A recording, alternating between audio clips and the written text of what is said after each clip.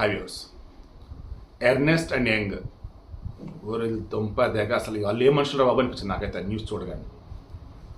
Labour commission involve అయిందన్నా కదా, Maharashtra labour commission ఇన్స్పెక్షన్కి వచ్చింది. కంపెనీలు తనిఖీలు చేస్తుంటే ఎర్నెస్ట్ అండ్ యంగ్ కంపెనీలు, ఈవై కంపెనీలో అసలు రిజిస్ట్రేషన్ అయితే బాబు, అసలు రిజిస్ట్రేషన్ లేకపోవటం ఏంట్రా బాబు అని చెప్పేసి వాళ్ళు షాక్ అయితే, మేము మన ఫిబ్రవరిలో పంపాం రిజిస్ట్రేషన్కి, మీరే చేయలా అని వాళ్ళు అన్నారు.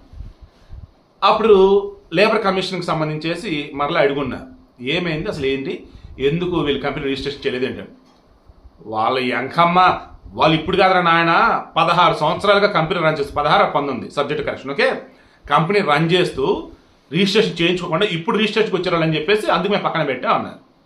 చూడండి, అసలు ఆ కంపెనీ రిజిస్టర్డ్ కంపెనీ కాదు, వేరే చోట రిజిస్టర్డ్ కంపెనీ, బట్ ఇక్కడ బ్రాంచ్ పెట్టుకొని రన్ చేస్తున్నారు. బట్ అగైన్ ఇక్కడ పని చేస్తున్నారు కదా, ఇక్కడ లోకల్గా లేబర్ కమిషన్ వచ్చేసి మరలా మొత్తం రిజిస్ట్రేషన్ చేసుకోవాలి, లేదు చేయలే, ఖచ్చితంగా దాని మీద పెద్ద కేసు అయింది. ఇక అన్నా సెబాస్టియన్ చనిపోయింది కదా, ఆమెకి అంత వర్క్ ప్రెషర్ ఉంటే కారణం వాళ్ళ మీద పనికి మళ్ళీ ఎదవ వాడు క్రికెట్ పిచ్చాడంట. క్రికెట్ మ్యాచ్ ఉందరా అంటే ఇక షెడ్యూల్ ఇమీడియట్గా వేరే వాళ్ళకి తోసేసి వాడి ఈజీగా వెళ్ళిపోతాడంట. అంటే వర్క్ అంతా వీళ్ళ మీద దోసేస్తాడు సబార్డినేట్ల మీద. అలా ఈమెకి ఆఫీసులో నైట్ 10-10:30, 11 అయ్యేదంట. మళ్ళీ ఇంటికి వచ్చిన పేయింగ్ గెస్ట్ హాస్టల్లో మరలా వర్క్ అంట. తిండి తినక నిద్ర లేక మొన్న మార్చిలో జాయిన్ అయ్యాను, ఇది వచ్చే సెప్టెంబర్, మొన్న ఆమె చనిపోయినాయి. ఎలా ఇదంతా అని చెక్ చేసుకుంటూ ఉన్నప్పుడు ఆమె ఏడ్చి మరీ చెప్పిందంట వాళ్ళ అమ్మకి, నా వల్ల కాదమ్మ చేయలేదు. సరే వచ్చేయమ్మంటే ఎందుకు మళ్ళీ మానేసి రావడం అని చెప్పేసి పాప పిచ్చి పిల్ల అక్కడే ఉందంట. చివరికి మనం చనిపోవాల్సి వచ్చింది వర్క్ ప్రెజర్. ఇప్పుడు హెచ్డిఎఫ్సి బ్యాంక్ ఉత్తరప్రదేశ్లో, ఐ థింక్ లక్నో అనుకుంటా, లక్నో సమ్వేర్ ఉత్తరప్రదేశ్లో, ఓకే, ఆమె పేరు ఫాతిమా.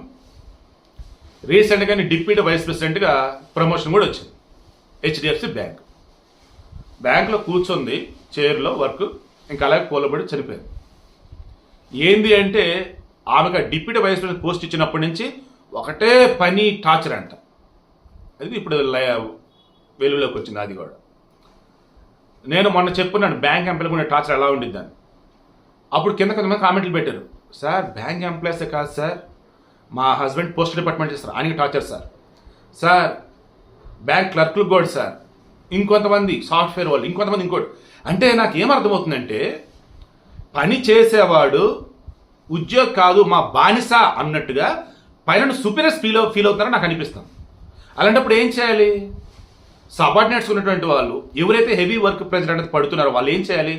యూనియన్గా ఫామ్ అయ్యి అంత ఒక మాట మీద ఉండి వర్క్ కల్చర్ అనేది ప్రాపర్గా ఉండాలి, బైలాస్ ఫాలో అవ్వాలి, లేబర్ లాస్ ఫాలో అవ్వాలి, ఇది చెప్పుకోవాలి మీరు. అంతేగాని ఎవరేం మాట్లాడితే ఏమంటారో, మనమంతా ఏకమైతే 2 వస్తారు రారో అనుకుంటూ ఉంటే పైనోడు అలాగే చేస్తాడు. మొగుడునటండి పెళ్ళనో దెబ్బ కొట్టాడు, సర్దుకుపోయింది, నెక్స్ట్ 2 దెబ్బలు కొడతాడు, నెక్స్ట్ 8 దెబ్బలు, వాడు ఇష్టం. ఇంకా అలాగే పెళ్ళం కూడా పనికి మళ్ళీ పనులు ఏదో చేస్తుంది, సర్లేదు తట్టు కాంప్రమైజ్ అయ్యాడు ఒకసారి, ఇంకా కంటిన్యూ ఇష్టం ఉన్నట్టు చేసేసింది. ఖర్చులు కావచ్చు, ఫ్యాషన్ వచ్చి రకరకాలుగా నచ్చింది. ఎక్కడైనా గుర్తుంచుకోండి, ఆదిలోనే అడ్డుకట్ట వేయాలి దేనికైనా, అదర్వైజ్ ఇదిగో ఇలాగే ఉంటుంది.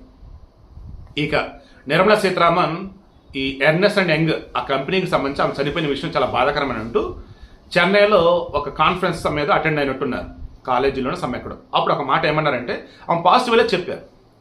బట్ ప్రియాంక చతుర్వేద వెనకాల అటాచ్ అవుతుంది చూడండి, కాంగ్రెస్ ఆమె ఏమందంటే ఆ యొక్క దైవ బలం, ఆ యొక్క అర్థం చేసుకునే విధానం, ఆ ఇంటర్లో ఉండే పవరు ముందు నీకేవాళ్ళు దేవుడు, ఏం మాట్లాడుతున్నావు నువ్వు అని చెప్పేసాను. ఏం మాట్లాడింది ఈమె? ఎర్నెస్ట్ అండ్ యంగ్లో చనిపోయిన అన్నా సెబాస్టియన్ ఉంది కదా, ఆమెకు దైవ చింతన ఉంటే అప్పుడు ఆమెకి ఇంటర్నల్గా వచ్చేసి దేవుడు బలం ఇచ్చేవాడు, ఆత్మస్థైర్యం ఇచ్చేవాడు, అప్పుడు ఇంకా బాగా పని చేయగలిగేది.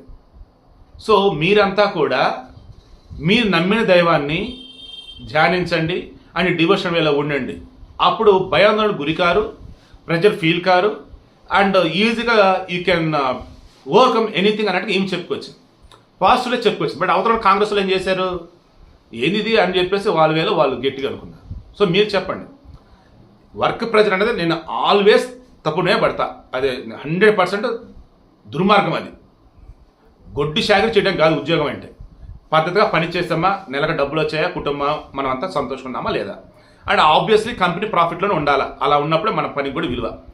అంతేగాని డబ్బులు ఇస్తాడని చెప్పి 20 గంటలు పని చేయించుకోకూడదు. అండ్ మనం కూడా వచ్చేసి పనే నా ప్రాణం అన్నట్టుగా ఉండకూడదు. అన్నింటికి మించి మనం ఎప్పుడైతే ఏ మాటకు ఆ మాట నేను మరలా చెప్తున్నా, నేను మార్నింగ్ వాకింగ్కి వెళ్ళినప్పుడు కానీ, ఇంటికి వచ్చినప్పుడు కానీ, మధ్యలో స్నానం అయిన తర్వాత దేవుడి దగ్గరికి వెళ్ళినప్పుడు కానీ శ్లోకాలు పఠిస్తా. మనసు కొంచెం బరువుగా అనిపిస్తే నమ్మిన దైవాన్ని ఓం నమ శివాయ అనుకుంటా. అండ్ నేను నిత్యం పఠించే శ్లోకాలని ఒకసారి మననం చేసుకుంటా. భయంగా ఉందనిపిస్తే నాకు ఇంకా దేవుడి తప్ప వేరే ఎవరు కనిపించరు. నాకు ప్రకృతి దేవుడు వీళ్ళంతా ఒకటన్నట్టు ఫీల్ అవుతాం. సో దైవ వచ్చిన చాలా అవసరం అండి. దయచేసి అది మరవకండి. మీ నమ్మిన దైవాన్ని విశ్వసిస్తూ మీకు నచ్చిన పనిని మనసుతో చేస్తూ ఎక్కడైనా ఏదైనా బర్డెన్గా ఇబ్బందిగా అనిపిస్తే ఖచ్చితంగా కంప్లైంట్ చేసిన చేయండి. అండ్ అంతా యూనిటీగా ఫామ్ అయ్యి టీమ్ స్పిరిట్ అనేది ఏంటో చూపించండి.